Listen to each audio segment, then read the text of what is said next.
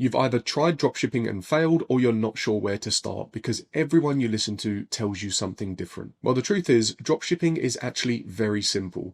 Everyone just makes it sound more complicated than it is. At the end of the day, all we're doing is e-commerce, which is the process of selling products online. And people buy things every day, right? How complicated can it be? In fact, it's actually pretty simple, but most beginners make the same mistakes.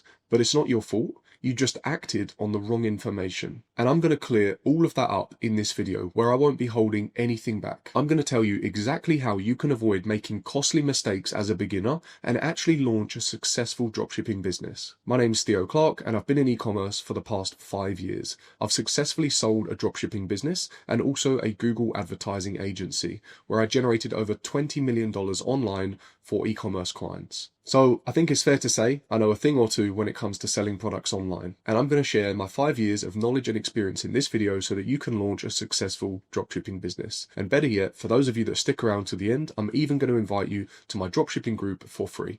So let's get into it. Now, here is where most beginners start, and tell me if this sounds familiar, all right? Most of the time, you're looking to sell $20, $30, $40, or even $50 products online. So pretty low ticket. And these products are typically trending. Maybe you've seen it pop up on your own Instagram feed, or you've found it by looking for competitors in the meta ad library to try and find products that are already performing well, that are trending, that you can kind of jump on the back of. So let me start by telling you the problem with this, okay? When you're selling low ticket products, $20, $30, $40, or even $50 in value, you're working on very thin margins, okay? Let's think about the business economics. Let's go middle of the range and say you're selling a product that's $30 in value, all right? Let's put that here, $30.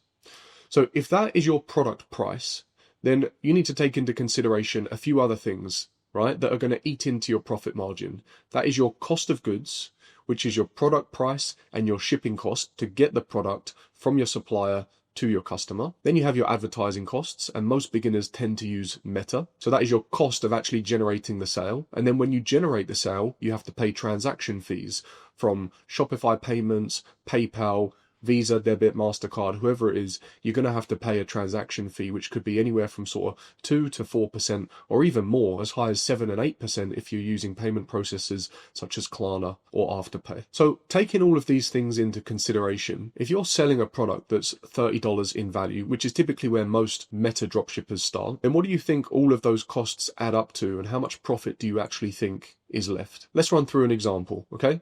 Let's say that your cost of goods, okay, also known as your COGS, which is your product and your shipping cost. Let's say that comes to something like $12, okay? So that's the cost of the product and the cost to ship it to your customer. Then you have your advertising spend, right? Let's say that your cost per conversion is $10, right? That's the amount that you have to pay to generate the sale. Then you have your transaction fees. Okay. Obviously, I mentioned that can kind of range from anywhere to like 3% to 8%, but let's just take 5% as it's in the middle. 10% would be $3, therefore 5% would be $1.50. Now, if we subtract all of this, so that is a total cost of $23.50. Now, we need to subtract that from your sale price, the price that you're selling the product at, which will give you your profit, which in this instance would be $6.50. Of course, that is hypothetical, right? And that's based on the assumption that you can generate sales at a cost of $10 per sale. Now, how likely do you think that actually is as a beginner? I mean, if you could, just launch some image or video-based creatives on Meta and generate sales for $10 per sale, that's not bad going. But I think it's highly unlikely that you're going to have a 100% success rate, don't you? Like, if you're new and you're coming into the game and you're going to launch some images or videos on Meta and start running Meta ads to try and generate sales, how likely do you think it is that you're going to generate sales at $10 per sale? I can tell you that the chances of that as a complete beginner are incredibly low. And what you also need to take into consideration is how much you need to test different images, videos, and creatives until you find one that actually works. So you better make sure that you also have a big budget that you can spend on testing until you find a creative that actually works for you and generates you sales. But let's say, hypothetically, that you are able to generate sales at a cost of $10 per sale. How many sales would you need to generate just to make $650 in profit? Well, if your profit after this is $6.50, you'd need to generate 100 sales just to make $650 in profit. And I say just, I know to some people, that's a lot of money, but the business fundamentals don't make sense. Meta is an auction, right? So when you think about Meta ads, if we were to draw it out on a graph on an X and a Y axis, here you have impressions, right? Which are simply views. Because Meta is an interruption-based marketing platform, which means you choose to show an ad to an audience and Meta bills you based on how many views you get, okay? With Meta, it's called a CPM, which is your cost per 1,000 views, okay? That's what your CPM is, which is why when I was saying earlier, you need to test lots of different images and videos because Meta's going to charge you for views, not for sales, right? So you need to make sure that your creatives are very good, which is incredibly hard to do as a beginner, which is why most people simply steal and repurpose their competitors' ads, which is not only illegal, but also incredibly inauthentic as well. Something that I often speak out about, but it doesn't need to be this way. And I am going to provide you with the solution in just a moment. But I want to explain this to you to really kind of drive it home. So you have impressions here. And then of course down here, you have your advertising spend, right? Now, Meta tends to work in a way that's pretty linear, right? As your advertising spend increases, as do the number of impressions that you receive. But that doesn't necessarily mean that as you spend more, you're going to generate more sales. That means you're going to have to spend more if you want to get more views. But we don't yet know if those views are going to turn into conversions, especially as a beginner, right? So there's no predictability to it. You simply just have to test and test until you find an image and a video that works well enough. And even then, you're hoping that you can generate conversions with just $10 in ad spend. And that's just to maintain $6.50 in profit. Like, how much work do you think is required to generate 100 sales and make $650 in profit? Because before all of that, you need to find image and videos that are actually going to convert and resonate with your audience. So how many images and videos and different products do you think you need to test just to make $650 in profit? A hell of a lot. And the thing is, you're going to be competing against players who have years and years of experience and brands that have big budgets. So who do you think is going to win? Big brands over there with tons of experience versus you over here with a low budget and no experience. You know, I know who I'm betting on. But here's the good news, right? We can fix it. You do not need to make these costly mistakes as a beginner, because I'm going to tell you exactly how you can launch a dropshipping business with an incredibly high success rate. Let's refer back to this image here, okay? Rather than sell products that are low ticket, that you need to do an incredibly high volume in sales, like 100 orders just to make $650 in profit, instead of finding products that are trending currently on Meta and Instagram, and instead of trying to sell on Meta, where you're charged per view as opposed to per click, and last but not least, where you have to actually create the demand yourself, right? Where you're launching images and video-based ads and trying to create ads that are compelling enough that are going to take someone from entertainment who are doom scrolling on their phone, because that's what Meta is. It's an interruption-based marketing platform, right? People aren't going there to buy, they're going there to be entertained. So your job as an advertiser is to find a product that's compelling enough and that's a reasonable enough price point to take them from entertainment mode into purchasing. And that in itself is a challenge. Instead, what you do is this, right? First and foremost, you sell high ticket products. What do I mean by high ticket? I mean products that are $100 plus in value, okay? Forget $20, $30, $40, okay? You've seen the numbers, you've seen the fundamentals, and the economics don't really make sense, right? All of that work to make $6.50 per sale, and that's provided that you can create images and videos that actually convert at a rate of $10 per sale. So the first thing you should do, not only to make it easier for yourself, but actually to have more profit, is simply sell products that are $100 plus, right? Because let's rerun these numbers and see what it looks like now. Provided you're able to maintain around about a 75% gross profit margin, which is typically what I'd recommend when sourcing products, that would mean that your cost of goods sold, so your product cost and your shipping cost, is around about $25, right? Therefore, you've maintained 75% gross profit margin, which is $75. But we also need to take into consideration your ad spend. Now, if we're selling higher ticket products and we're also selling on a platform that is not Meta, it's actually a totally different platform, which is Google, where you're billed per click as opposed to views like on Meta, you can actually maintain a much higher profit margin because you have a lower cost per acquisition. And I'll explain that in more detail in just a moment. But if you're selling a product for around about $100, I don't think it's unreasonable to probably spend around about $30 to generate a sale. Obviously, again, these are just hypothetical numbers, but that would mean that you've spent $30 to generate a sale of $100, which would be about a 3.3x ROAS, right? Which means for every dollar you spend on ads, you're generating revenue at a rate of 3.3, because because you'd simply do 100 divided by 30. You're getting a 3.33x return. Then, of course, you have your transaction fees. Let's just go with 5% again for ease of numbers. That would be $5 on transaction fees. So your total cost there is $60. If we subtract your total cost from your product price, that leaves you with $40 left as profit. So let's just look at the economics here, right? Not only do you have more money that you can spend on ads, but even when spending more, you still have more profit left over. Now let's take into consideration the volume of sales you'd need to generate to make $650 in profit. Well, if we have $40 profit per sale, then all we'd need to do is 650 divided by 40, and that will tell us how many sales we need to generate to make $650 in profit, which is 16.25 sales. So 16 or 17 sales. That's less than 20% of what we needed to generate with the low ticket products. Remember, with the low ticket, to make $650, we needed 100 sales. With high ticket, we only need 16 sales. Now, not only do we need to generate considerably less sales, about 86 sales less to be precise, but we even have more ad spend to do it with. Remember, we were making projections on the meta ads scenario where we had to spend $10 to generate a sale of $30, whereas with this scenario we have the ability to spend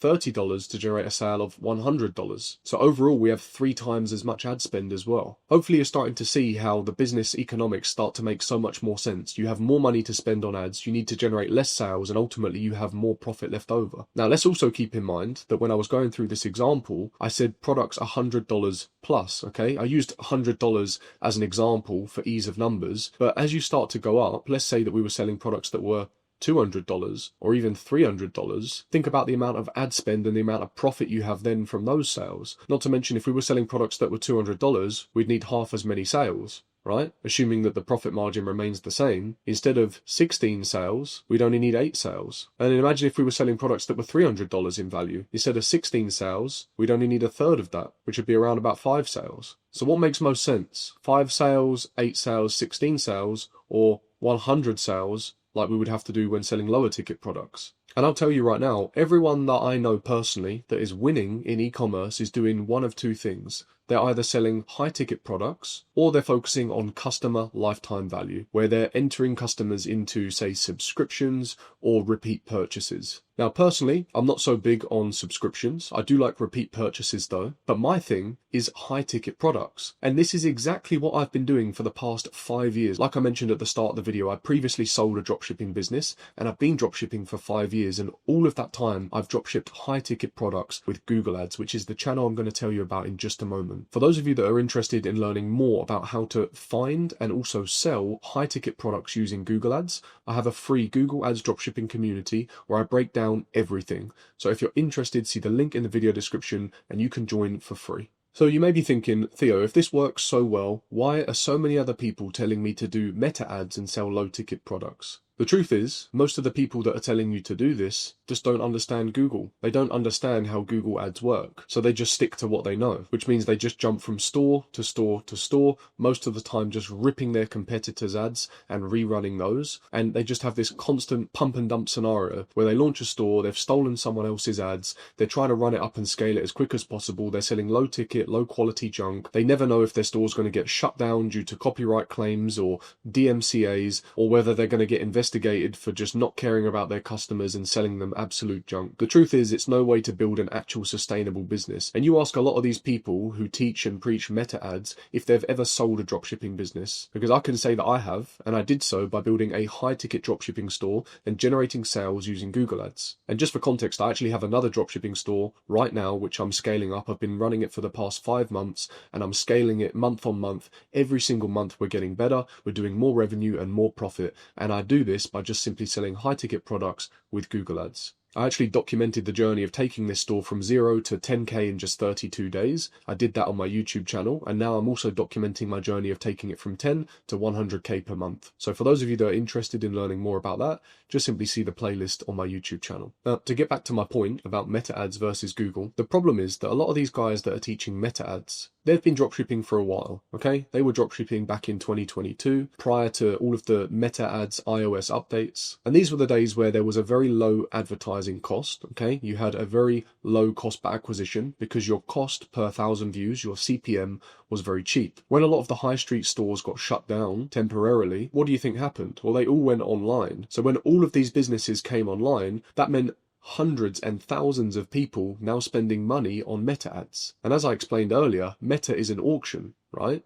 Which meant if all of this new money was coming in and they're going after the same audience that everyone else is targeting to try and generate low ticket sales, what do you think that does to the cost of advertising? It increased. And unfortunately, a lot of the guys that were advertising on Meta then never took it upon themselves to learn another channel like Google, which is what I've been using since 2020. Now, let me ask you this. Where do you think people go when they want to buy something? Or where do you go when you want to buy something? Do you open Instagram or Facebook, or do you just simply type it in on Google? Because I know what I do. I type it in on Google, and that's what the majority of people do as well. So let's think about Google for a moment, okay? Here's Google, and we've just clarified that me and you both go there when we want to buy things, right? Here we are, and what do? We type in Google, we find the product that we're looking for, and we buy it. Now, if you remember earlier, I spoke about Meta, and I said they charge based on CPM, right? You pay per view as an advertiser, but you're unable to pay per click or per sale. Well, Google is different, right? Let's take a short chart here. We've got M for Meta, G for Google. So on Meta, you're charged per view. On Google, you pay per click, which is why Google's also known as pay per click advertising, right? You're charged based on your cost per click, which means you only pay when someone actually clicks on your ad. So let's just think about this for a moment, right? When you're looking to buy something, you go for Google and you type in the name of the product that you're looking for. So you already have much higher purchase intent, right? Because you already know the product that you're looking for. Then, as an advertiser, your ad only shows when someone has searched something that is relevant to the product that you sell, and therefore it puts your ad in front of the person that's looking for the product that you sell. Not only that, but you only get charged when someone actually physically clicks on the ad and visits your website. So can you see how the odds are so much more stacked in your favor with Google versus Meta? You're going to have a lower advertising cost and a higher conversion rate because the audience has higher intent. So the conversion rate over here is going to be much higher, okay? Which means your advertising cost is going to be lower, which means with a lower cost of advertising and a higher conversion rate, you have more profit. And this is where you introduce the high ticket products, right? $100 plus, because on Google, not only do you not have to test image and video based creatives, instead it's just text based, right? On the shopping and on the Google search networks. You only pay when someone clicks on your ad. You have a higher conversion rate because you're selling to people that have a higher intent, which means your advertising cost is lower, which means you have more profit at the end of it. And if you sell higher ticket products, say $100 plus, not only do you need to generate less sales to make more profit, but the sales that you do generate, you have a higher profit margin anyway. Like if you stack these up side by side and look at the business economics of selling low ticket products on Meta, which is what I see 90% of beginners do, versus selling high ticket products on Google, the fundamentals make so much more sense over here, which is why I've been doing it for 5 years. I wouldn't keep doing it if it didn't work, right? Not only have I done it for myself, but like I said, I've generated over $20 million in sales online for my clients. Obviously, I don't own an agency anymore. Like I said at the start of this video, I sold my Google dropshipping store and I also sold my Google advertising agency. But I launched a new dropshipping store 5 months ago and I'm continuing to scale it up. Now, these are the same strategies that I used back in 2020 and they're still working now. Honestly, I don't know why Google is still such a blue ocean and this strategy is untapped.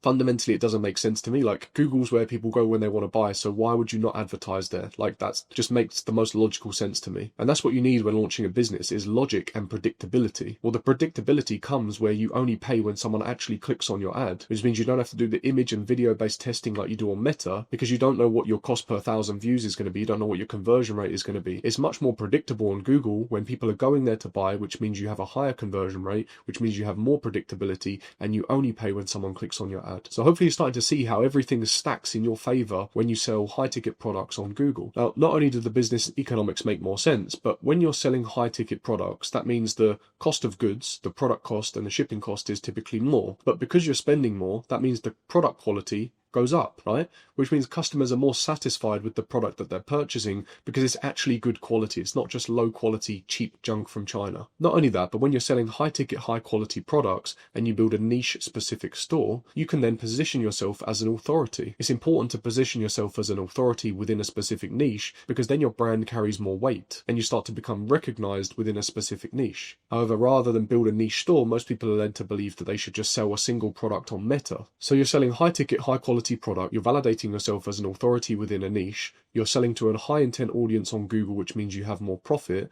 and you're simply capturing existing demand. You're simply putting your products in front of people who are already looking for them. The problem is every single beginner starts here. And like I said at the start of the video, it's not your fault, right? Because you've still got people teaching this strategy and this method. And I'm not going to say this method is never going to work, but fundamentally, if you look at the business economics and you stack them all up, the 5 points that I've gone through, I'm telling you now with 100% certainty that the odds are so much greater in your favor of you being successful if you sell high ticket, high quality products, if you validate yourself as an authority within a niche, if you sell on Google, and if you just sell to customers who are already looking for your products. The problem is every single beginner I speak to makes the same 5 mistakes. They try to sell trending products that are low ticket, that have bad business economics because they barely have any profit. They need to do tons of order volume, which means customer complaints and headaches in the back end, constantly answering emails of unsatisfied customers, which leads to bad reviews and bad online presence. They're also trying to sell products on Meta where you're charged per view as opposed to per click like on Google. Not to mention the big brands on Meta are also going after the same audience, which means you have an inflated advertising cost and you have to test tons of images and videos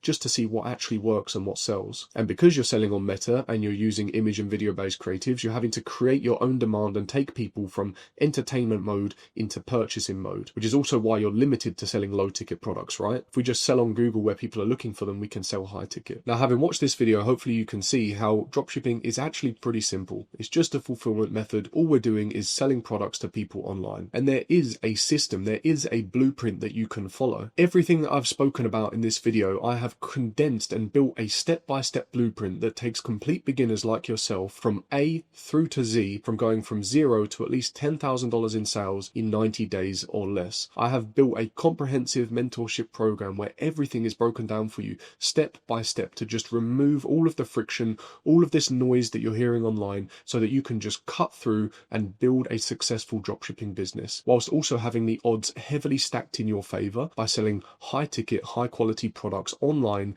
using Google Ads and simply selling to customers who are looking for the products that you sell. Not only have I been doing this for the past 5 years, but as have many of my students as well. So let me show you what some of my students are doing inside of the Google Ads Ecom Academy. As you can see, we've had 26 5-star Trustpilot reviews, which I'm incredibly happy with and proud of. It tells me that, what I'm doing here is actually making a difference. And I can tell you a bit about each and every single one of my students because I've worked with them personally. So we've got Mindergas here that said, I joined the program a month ago. I've been really impressed with how everything's laid out. In just a short time, I've already managed to source my products, build my website and get everything up and running. So this is someone who's gone from complete beginner to actually successfully launching a store with products sourced and listed within as little as 4 weeks. He's now in the process of launching his Google advertising campaigns and working towards generating his first sale. We also have Mike, who is a complete beginner. He works construction currently. He's also 5 weeks into the academy. He said the level of knowledge I have is unreal. This isn't some fake scheme. I'm getting years of knowledge and experience that's being passed on to me. I'm new to e-commerce and hungry, and Theo has saved me years of time and losses. We then have Mateusz. He's been through many other dropshipping programs in the past,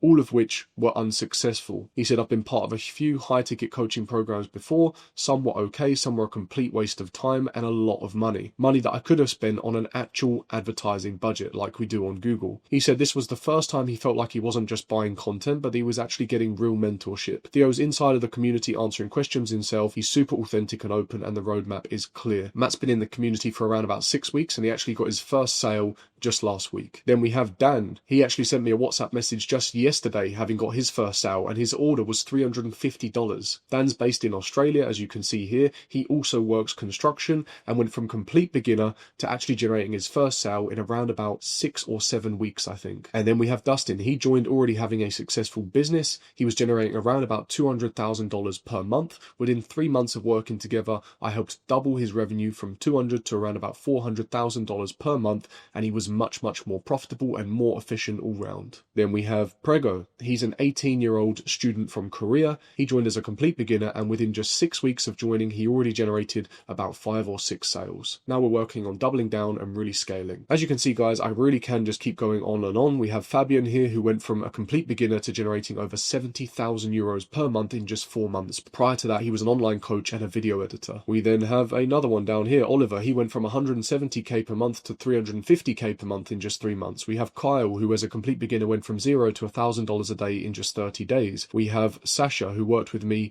on my one-to-one program. He went from $0 to over €500,000 in sales in 4 months. So honestly, guys, as you can see, the proof of concept is here. Not only is my own store crushing, but so are my students as well. So look, if you are interested in getting started in dropshipping, if you want to avoid all of these costly mistakes that I see so many beginners make, and you just want step-by-step guidance to actually build and launch a successful and profitable dropshipping store, then see the link in the video description for more information. That is all for this video. I genuinely hope it helped and saves you from making these costly mistakes that I see most beginners fall into. If you did find it useful, show some support, hit that like button, hit subscribe and drop a comment. I really appreciate it, and I will see you in the next video.